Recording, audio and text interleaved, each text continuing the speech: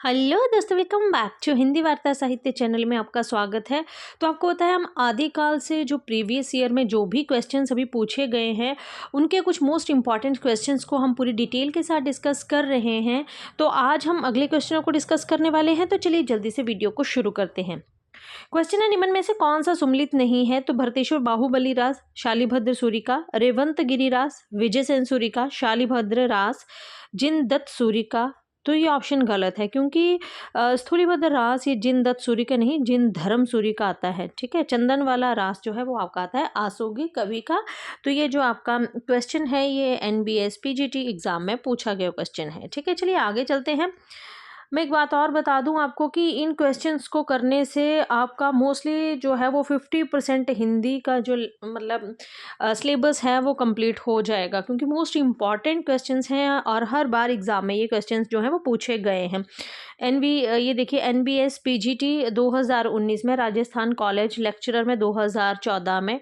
ठीक है, उसके बाद 2013 में भी जो है ये यूपीएससी डिग्री कॉलेज में एग्जाम में जो है ये क्वेश्चन पूछा गया है 2013 में। ठीक है, तो मोस्ट इंपॉर्टेंट क्वेश्चन है ये, और ये सभी जो क्वेश्चंस हैं जो मैंने ये सीरीज चलाई है मोस्ट इंपॉर्टेंट है। ठीक है, क्वेश्चन है, रणमल छंद का रचयिता कौन है? तो रणमल छंद के जो रचयिता हैं आपको पता है, ऑप्शन डी श्रीधर।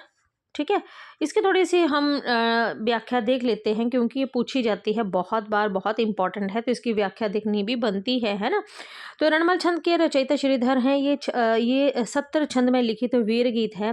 भट्ट केदार ने जयचंद प्रकाश नाम से प्रबंध काव्य लिखा है। मधुकर कवि ने जय मयंक जसचंद्रिका और जोइंदु ने परमात्मा प्रकाश और योगसार 2 पुस्तकों की रचना की है, और इन्हीं की रचनाओं से जो है वो हिंदी में दोहा का भी आरंभ जो है वो माना जाता है। ठीक है, चलिए आगे चलते हैं। पृथ्वीराज रासो में पृथ्वीराज के पिता कौन थे? तो हमने ये कल ही डिस्कस किया था कि पृथ्वीराज रासो के जो पिता हैं वो सोमेश्वर हैं। ठीक है, आपका ऑप्शन डी बिल्कुल सही हो जाएगा। थोड़ी सी इसकी डेफिनेशन देख लेते हैं, पर यहाँ पर डेफिनेशन इतना सही दिया हुआ है। ठीक है, बाकी मैंने ये पृथ्वीराज रासो का पूरा डिटेल से जो पिछली वीडियो है उसमें करवाया हुआ है। ठीक है, प्राकृत भाष हिंदी से आशय है, तो आपका ऑप्शन ए जो है वो बिल्कुल सही हो जाएगा, अपभ्रंश। ठीक है, अपभ्रंश की अगर बात करें, प्राकृत भाष हिंदी से आशय अपभ्रंश से है। प्राकृत भाष हिंदी की रचना विक्रम की 7वीं शताब्दी से होने लगी थी। ठीक है, और प्राकृत भाषा हिंदी का तात्पर्य है प्राकृत की रूढ़ियों में बहुत कुछ पद हिंदी।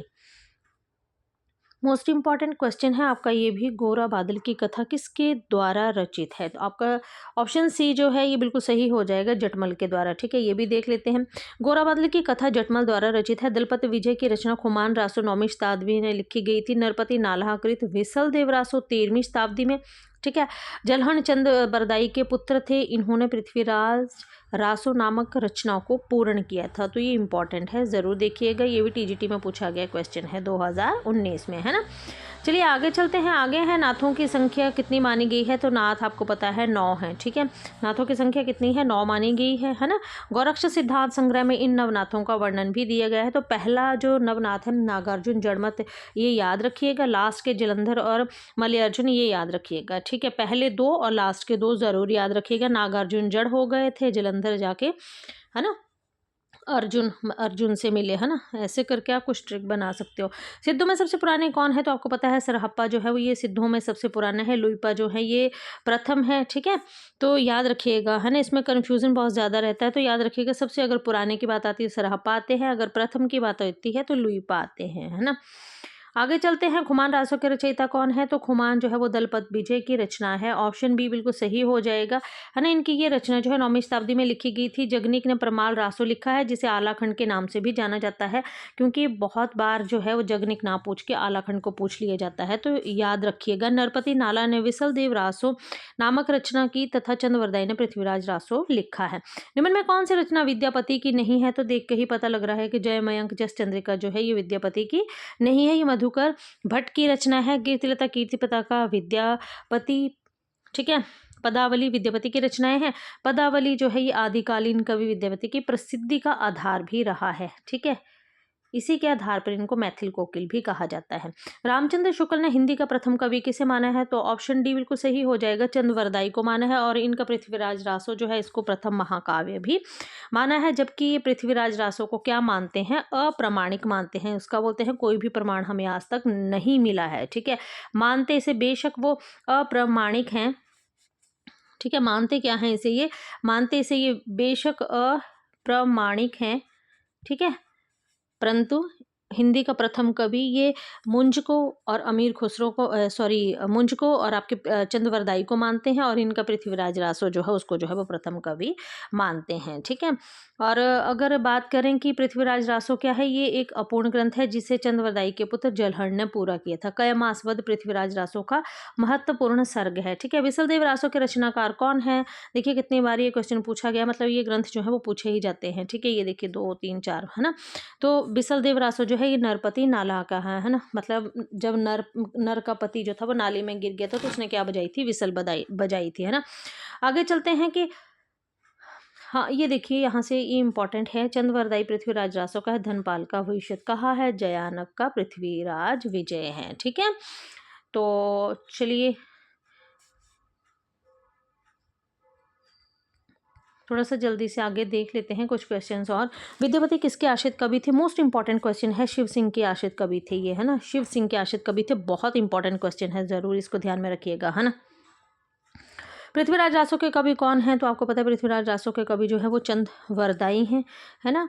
और नरपति नाला विसलदेव रासो की है। जयशंकर प्रसाद ने कामायनी लिखी है, जयसी ने पद्मावत लिखा है।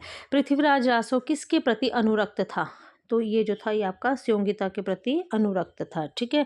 स्योंगिता जो थी इसमें प्रमुख जो थी नायिका थी। पृथ्वीराज रासो की वीरता तथा प्रणय कथा को आधार बनाकर चंद्रवरदाई ने पृथ्वीराज रासो नामक महाकाव्य की रचना की, जबकि पद्मिनी जयसीकृत पद्मावत की नायिका है। नाथ संप्रदाय में हठ योग का क्या अर्थ है? तो ह का अर्थ सूर्य और ठ का अर्थ चंद्रमा है। ये हमने किया था कल भी डिस्कस की। सिद्ध सिद्धांत जो आपकी पद्धति आती है, सिद्ध सिद्धांत जो है ना, गोरखनाथ की जो एक रचना है उसमें जो है वो आपका जो इसमें जो है वो इसका अर्थ बताया गया है। ह का अर्थ सूर्य और ठ का अर्थ जो है वो चंद्रमा बताया गया है, ठीक है।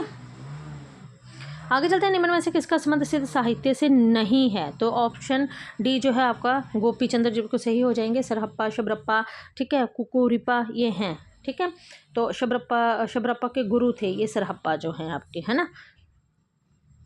राउल बेल किसकी रचना है? तो राउल बेल जो है ये आपको पता है ये जो है आपका गद्य पद्य मिश्रित चंपू काव्य है। राउल बेल जो है ये रोड़ा कवि की है, 11वीं शताब्दी में लिखी गई है। मोस्ट इंपॉर्टेंट है। जब हम गद्य साहित्य पढ़ने लगते हैं तो गद्य साहित्य के आरंभ में हम 4 मुख्य रचनाओं को पढ़ते हैं। एक आपका जो है वो राउल बेल है, एक कुवलयानंद राउल बेल, एक कुवलयानंद आपे दीक्षित की आती है कुवलयानंद, है ना। और एक आपका आता है ज्योतिश्वर ठाकुर की वर्ण रत्नाकर आता है ना। और एक आपकी और आती है, ठीक है।